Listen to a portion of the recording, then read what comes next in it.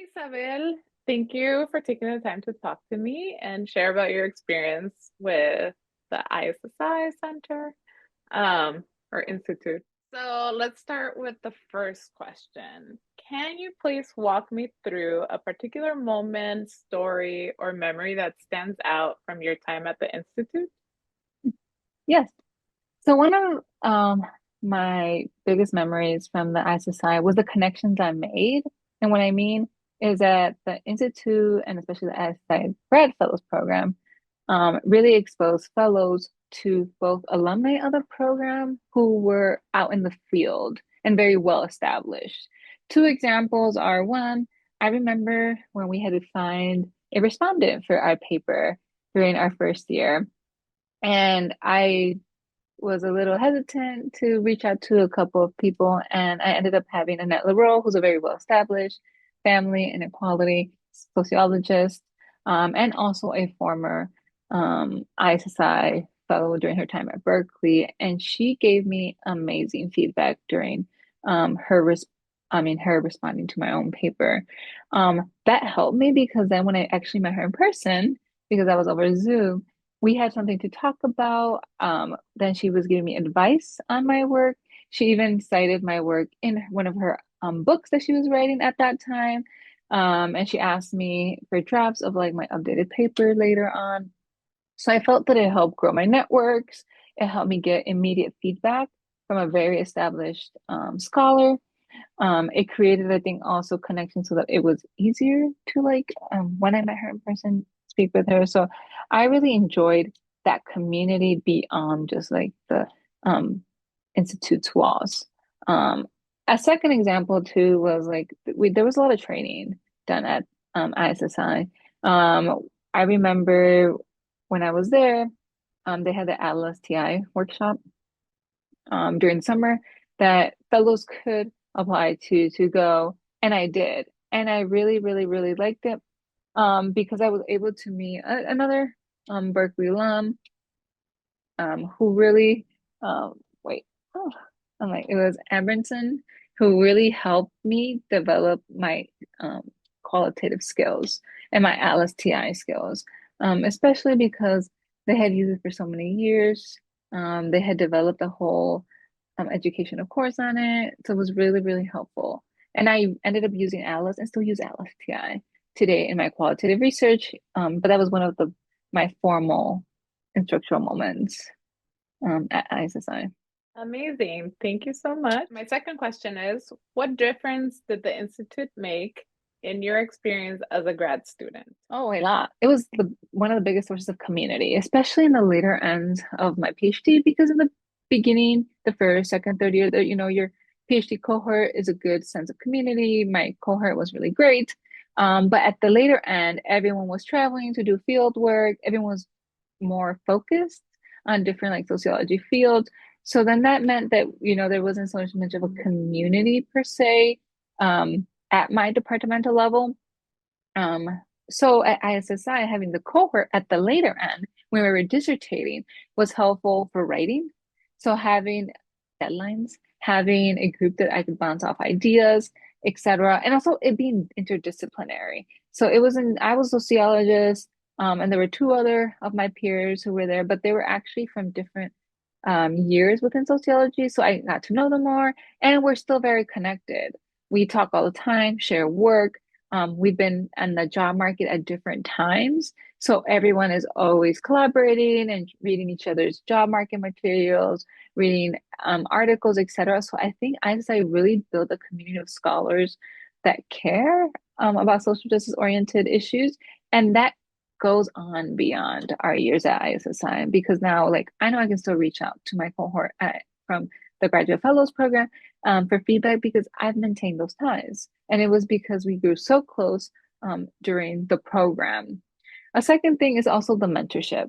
I don't think I would be where I am now without the very, very strong mentorship, deep mentorship, everything from like writing the chapters that I wrote, writing the dissertation, to being on the job market.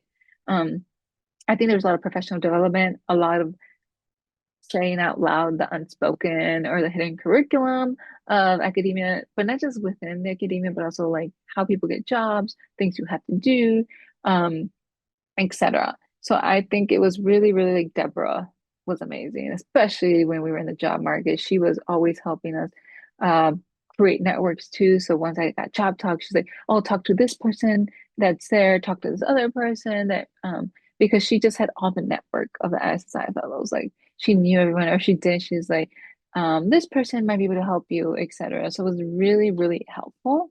And I think that was only built because like there's been like a continuation over decades of the graduate fellows program, and there's been different iterations, but the community still supports the program beyond what it's called and when the name changes.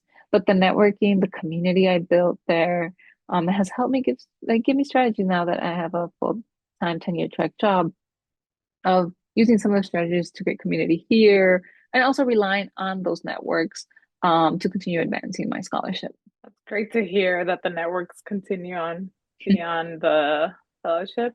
Well, you mentioned it a little bit ago. Could you tell me a little bit about your work right now and how do you think it has been influenced by your time at the Institute?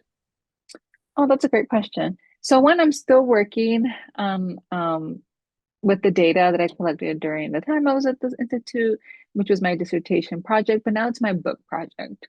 I'm working on completing the manuscript and revisions of my book project with feedback from different iterations of chapters and papers that I received while I was at ISSI.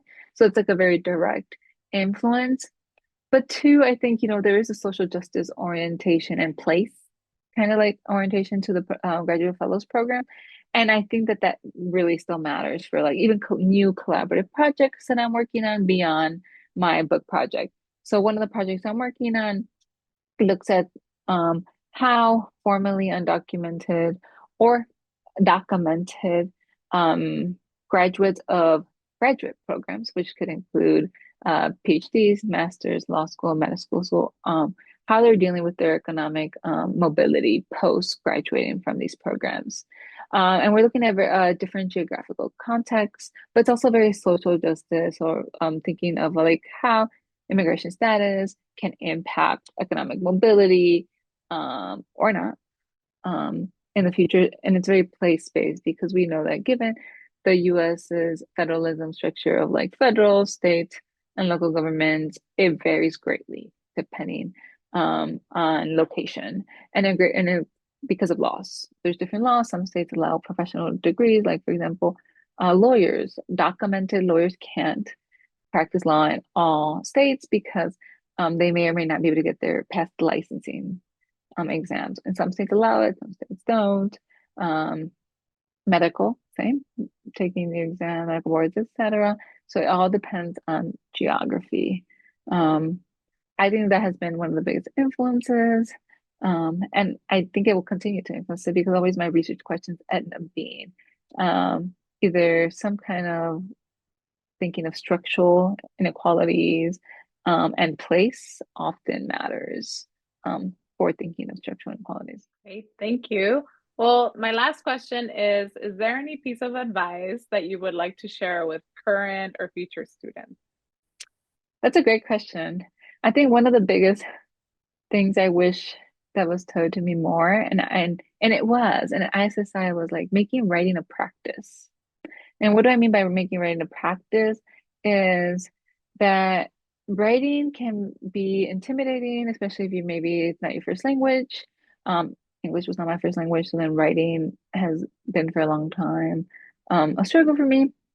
Um, but even then, it was more of like, oh, you just need to write a little bit every day. Or you need to just, if it's not every day, you just say, like, I'm gonna write 3 times a week, and then I'm gonna make success and inevitable. And what do I mean by that? It's like, I'm gonna write a sentence. That's my goal. Even though I know I might have an hour to write, I'm just gonna tell myself all I have to do is write one sentence. And the reason is because once I write one sentence, it's very likely that then I want to write the next sentence or I want to write the next sentence. Um, So one is making success inevitable, so giving myself incremental, but then also making it a habit so that I'm like, oh, I'm gonna write every work day, which my like for me that's Monday through Friday. And then I'm like, I'm going to do that. And as I said, we had a lot of professional development and we talked about that. We talked about doing Pomodoros, doing 30-minute sessions. I work better with longer sessions, so I do 50-minute sessions, etc. But it really was like I have noticed now that I do it more consistently that it makes a big difference. I see my writing improve, both the quality and the quantity.